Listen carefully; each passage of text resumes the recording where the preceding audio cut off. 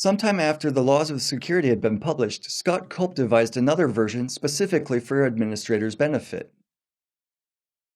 These laws are still valid as well. We'll just mention them for informative purposes. The first law states, nobody believes anything bad can happen to them until it does. The rule describes a kind of wishful thinking. No one ever thinks that his or her network could be attacked or that their computer may be broken into. Reality proves that private computers are targeted by attackers and broken into. Research indicates that in Eastern Europe, 3 computers out of 10 are infected with malware. 1/3 of the users open programs from untrusted sources. We already know that if someone runs his or her program on your computer, it's no longer solely your computer. The second rule, security only works if the secure way also happens to be the easy way. One of the largest modules in this seminar was devoted to security policy. When you create security policy, the biggest mistake is to pit security against functionality. You won't achieve complete security if you force users to use a 24-character long, randomly generated password that you won't allow them to write down, and then make them authenticate their identity every time they leave their computer idle. The third law.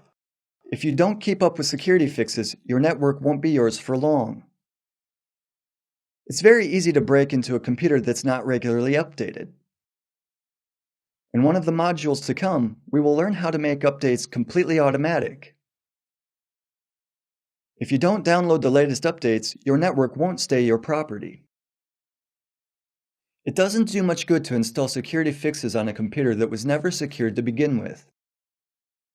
That's the next law. When it comes to massive attacks, there are 2 main attack vectors: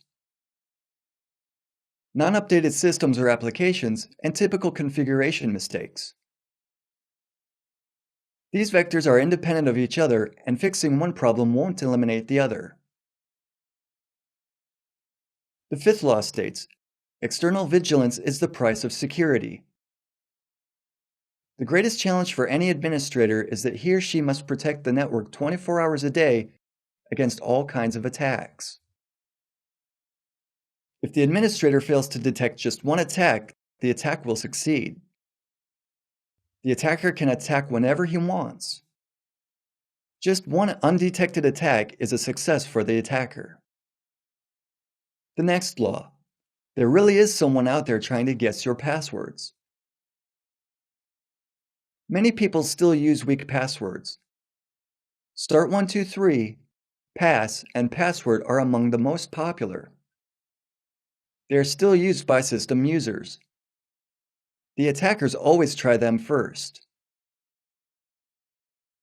The most secure network is a well-administered one. That's the next one. To control all network operations, the administrator must have a clear network design. If he doesn't, he won't be able to detect an attack. If the attack goes undetected, it cannot be stopped. This is connected with the next law. The difficulty of defending a network is directly proportional to its complexity. You might have heard someone saying that his or her network was so complex that even they didn't know what was going on there. So how was the attack successful? This is a false premise. Security isn't about risk avoidance, it's about risk management. During one of the other modules, we analyzed the risk assessment model. This mentioned the need to assess the threat correctly and act correspondingly. You cannot pretend that the threats don't exist. If you start believing this premise, you stop protecting your computer system. The final law, technology is not panacea, was discussed before. In this module, we analyzed 10 immutable laws of security that had been created more than a decade ago by Scott Culp. 9 of them are still valid and don't need any adjustment. Only one of them, the one concerning website security, needs slight adjustment. This means that computer system security is not a technological issue. Technology has changed completely in recent years. There's an enormous gap between Windows 95 and Windows 7. Nevertheless, the principles valid then are still valid now.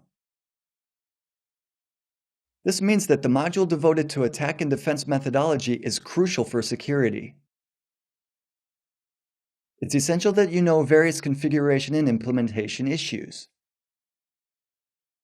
And even if you're experts in the field, it doesn't mean that you know how to effectively secure your computer systems. Methodological knowledge is crucial.